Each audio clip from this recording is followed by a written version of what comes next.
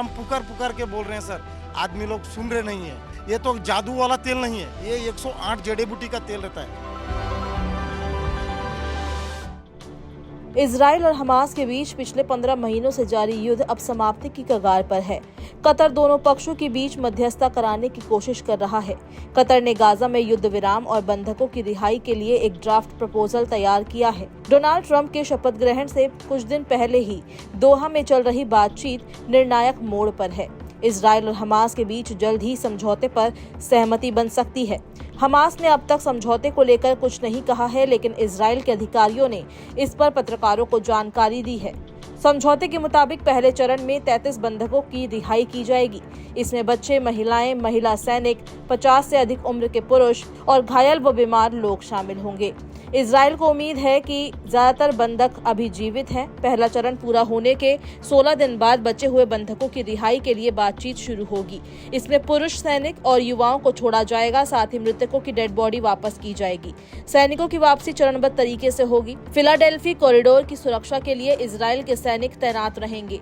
Deal के बाद Israel कुछ हिस्सों से सैनिक वापस बुला लेगा। बॉर्डर के पास के कस्बे और गाँव की रक्षा के लिए इजरायली सैनिक तैनात रहेंगे। उत्तरी गाजा के निवासियों को वापस जाने की परमिशन दे दी जाएगी, लेकिन वो अपने साथ कोई हथियार नहीं ले जा सकेंगे। इजरायली सैनिक मध्य गाजा में नेटजारिम कॉरिडोर से हट जाएंगे। हत्या या घातक हमलों के दोषी फिलिस्तीनी आतंकवादियों को भी रिहा किया जाएगा, लेकिन ये जीवित बंधकों की संख्या पर निर्भर करेगा। हालांकि 7 अक्टूबर 2023 को इजराइल पर हमला करने वाले हमास लड़ाकों को रिहा नहीं किया जाएगा। संयुक्त राष्ट्र का कहना है कि गाजा की बड़ी आबादी गंभीर मानवीय संकट का सामना कर रही है, इसलिए वहां मानवीय सहायता में बढ़ोतरी की जाएगी। इजराइल मानवीय मदद की अनुमति देने को तैयार है, लेकिन रकम को लेकर विवाद बना हुआ है। इजराइल को डर है कि अगर जरूरतमंद लोगों तक धन पहुंचाया जाता है तो क्रिमिनल गैंग लूटपाट कर सकते हैं।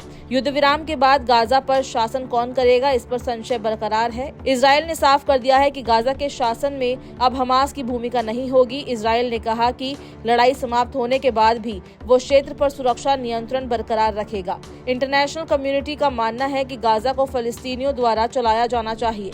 इजराइल, यूएई और अमेरिका के बीच एक अस्थायी प्रशासन पर चर्चा हुई है, जो गाजा को तब तक चलाएगा जब तक एक फिलिस्तीनी अथॉरिटी कार्यभार संभालने में सक्षम न हो जाए।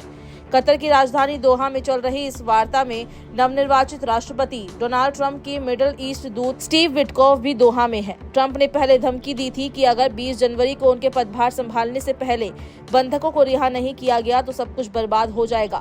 इजराइल के विदेश मंत्री गिदोन सार ने मीडिया से कहा कि पहले के मुकाबले इस बार की बातचीत सकारात्मक तरीके से आगे बढ़ रही है। वहीं एक बयान में फलस्तीनी समूह ने पुष्टि की कि कतर और मिस्र की मध्यस्थता में चल रही वार्ता अच्छी तरह से आगे बढ़ रही है। जानकारों को उम्मीद है कि जल्द ही गाजा के लोगों को लंबे समय से चल रही आ रही पीड़ा से राहत मिल जाएगी।